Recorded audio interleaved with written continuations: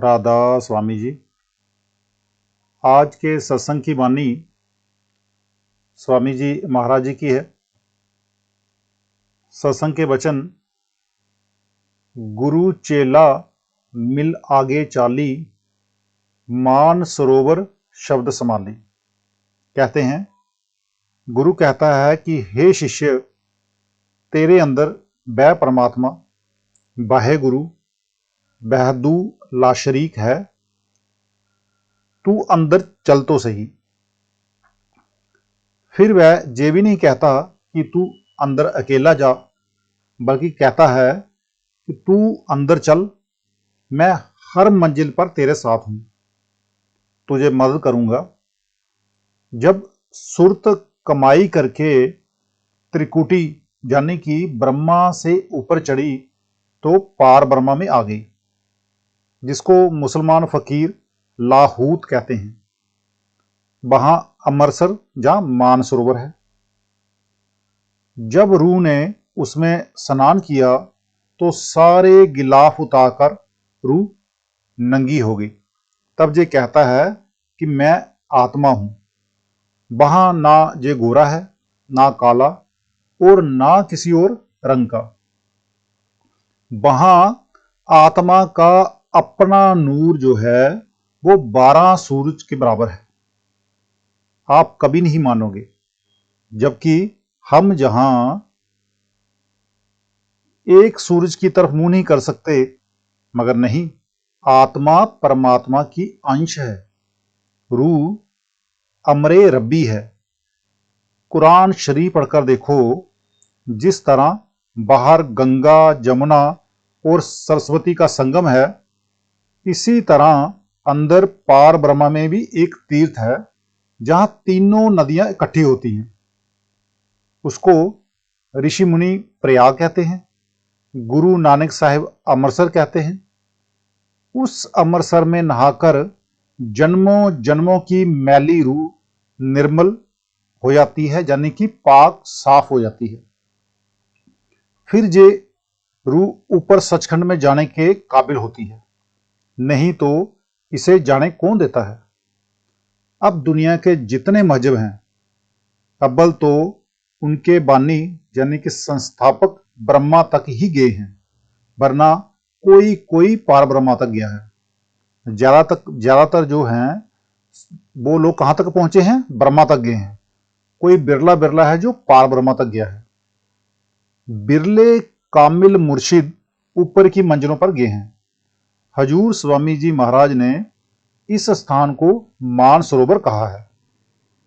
उसमें नहाकर इसके सारे कर्म जो हैं वो नाश हो जाते हैं। फिर आप कहते हैं, हंसन साथ करी जाए जारी, सुरत सखी हुई सबकी प्यारी। वहां इसको और रूहें मिल गई। उनको संतों ने हंस का नाम दिया है, क्योंकि उन्होंने वो रूहें हैं वो निर्मल हो चुकी हैं, पाक हो चुकी हैं, साफ हो चुकी हैं। इसलिए संतों ने उन रूहों को हंस का नाम दिया है। सारी रूहें यानी हंस मिलकर सच्चे मालिक के गुण गाती हैं और प्रेम से इस सूरत को काल के जाल से मुक्त होने की बधाइयां देती हैं। सूरत कहते हैं तवज्जो को। ये चेतन की प्रत्यक्ष या प्रकट निशानी है। इस शरीर में सूरत की धारा दिमाग से उतरकर नीचे को आती है और रग रग रोम रोम में यानी कि शरीर के हर एक अंग को चलाती है। जागृत अवस्था में ये शरीर में अपना स्थान रखती हुई सारे काम काज करती है। सपन अवस्था में सिमट कर अंदर ऊपर चली जाती है और मन के मकाम पर ठहर कर ख्याली तमाशे करने लगती है। इस कारण स्वप्न आते हैं और जब ये एकत्रित होकर सुषुप्ति यानी कि गहरी निद्रा में जाती है तो सपन भी बंद हो जाते हैं। अभ्यास के समय सुरत का सिमटाव ऊपर की तरफ होता है। पहले स्थान तक सुरत होले होले चींटी की तरह चलती है। शास्त्र उसको पिपीली का मार्ग कहते हैं। दूसरे स्थान पर इसकी चाल मकड़ी की हो जाती है। तीसरी मंजिल पर सुरत की चाल मछली की तरह होती है, इसको मीन मार कहते हैं। चौथी मंजिल पर यह सुरत चील की तरह उड़ने लगती है, शास्त्र इसको बिहमंग मार का नाम देते हैं। पांचवी मंजिल पर इसकी चाल फिर बदल जाती है और सुरत उल्ट कर ऊपर को चलती है, ये हंस मार कहलाती है, जहां रफ्तार में और स्थिरता आ जाती है और सुरत परमहंस गति को प्राप्त होती है। पार ब्रह्मा संतों का देश है, वहां ना मन है ना इंद्रियां, वहां रू रूपी स्त्रियां यानी सखियां पार ब्रह्मा के साथ झूले झूलती हैं। क्या कहते हैं, सुन शहर में कुछ दिन बसी, फिर चढ़ ऊपर आगे दसी। सुन शहर में रहकर सूरत को कुछ देर अभ्यास करना पड़ता है। अब 10वां द्वार आ गया, वहां किंगरी की धुन है। रू सबल माया यानी ब्रह्मा के देश से ऊपर आ गई। अब इसका मन से ताल्लुक टूट गया। जो इंद्रियां वगैरह हथियार आदि थे वो निचले देशों में इकट्ठे किए थे, वे जहां आकर उसने छोड़ दिए। जब जहां आगे तो ना सूक्ष्म देश के समान की जरूरत है, ना कारण देश के समान की जरूरत है। अब रू 10वें द्वार में आ गई, नीचे के सब स्थान छोड़ दिए। अद्भुत धुन किंगरी छानी, जहां पहुंचकर रू ने किंगरी की धुन को पकड़ लिया और बाकी सब धुनें छोड़ दी। गुरु अमरदास जी फरमाते हैं, इत किंगरी ध्यान न लागे, जोगी न सच पल्ले पाए। फिर कहते हैं, ऐसी किंगरी बजाए जोगी, जित किंगरी अनहद बाजे, हर सिउ रहे लिब लाए। उस देश में किंगरी का इशारा स्वामी जी एक और जगह पर इस तरह देते हैं, सुन में जा शब्द समानी, अद्भुत धुन किंगरी छानी। इस स्थान यानी सुन या 10वें द्वार में 6 दल का कमल है। इसका दनी पार ब्रह्मा है और सूफी इसे लाहूत कहते हैं। सुन्न स्थान में पहुंचकर सुरत व्याकुल हो जाती है और स्थूल सूक्ष्म कारण शरीर आदि सारे पर्दे उतारकर ये निर्मल हो जाती है, पाक साफ हो जाती है। मन और माया के जाल में से निकलने पर सभी रोग दूर हो जाते हैं और इसको अपने सारे हालात का पता लग जाता है। तब ये अपने आप को देखकर कहती है कि मैं मालिक की अंश हूं। उस वक्त इसका अपना प्रकाश 12 सूरज का होता है। इन पर्दों को उतारने का नाम ही अभ्यास है। सुन यानी पार ब्रह्मा के देश में जब इसके ऊपर से स्थूल सूक्ष्म और कारण गिलाफ उतर जाते हैं, तब आत्मा नंगी हो जाती है, यानी इसको अपने आप का ज्ञान हो जाता है। फिर रूह पार ब्रह्मा को छोड़कर महाशून्य में जा चली जाती है। फिर आगे कहते हैं,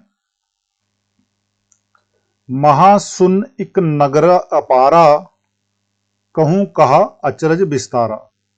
इससे ऊपर महाशून्य है। जो जुल्मात या घोर अंधकार का पर्दा है, इसका विस्तार भी बड़ा अद्भुत है। अब महाशून्य पार ब्रह्मा से ऊपर है।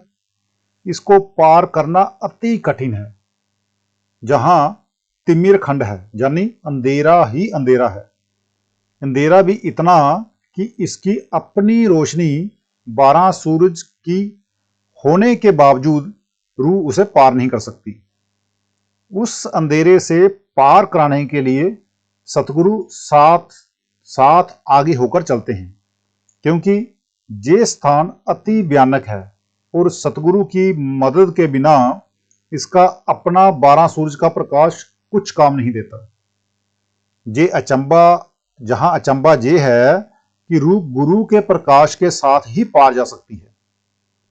बावजूद इसके कि रूह इतनी तरक्की याफ्ता यानी कि उन्नत हो चुकी है कि इसका अपना प्रकाश 12 सूरज का है, फिर भी उसमें ताकत नहीं कि उसको पार कर सके। उसको पार करने के लिए गुरु के प्रकाश की भी जरूरत पड़ती है। कोई ऊपर से नाम का रसिया आया हो और वह इसको ले जाए तो ले जाए, वरना इसकी अपनी आप जाने की कोई सूरत नहीं।